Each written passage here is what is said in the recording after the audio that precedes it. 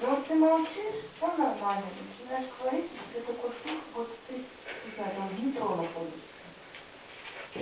Понятно, если вы не говорили, то ли вообще так. Вот, там все плохо, даже слышно это вообще. Давайте микрофон поближе, он не ходим, студийный, помал.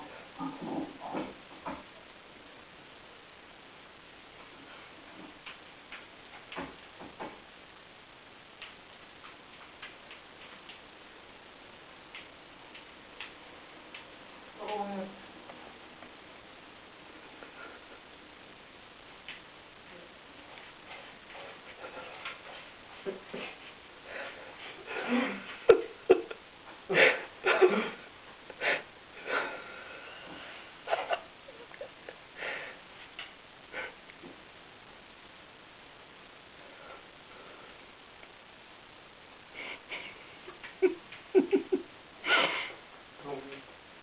Че, хватит или что?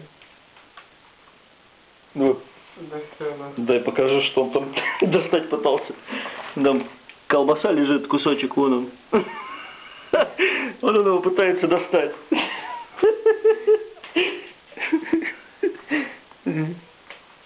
Так как меня слышно, хорошо? Угу.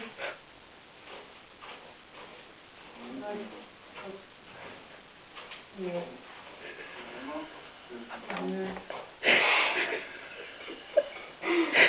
Пардоньте, зачем вы?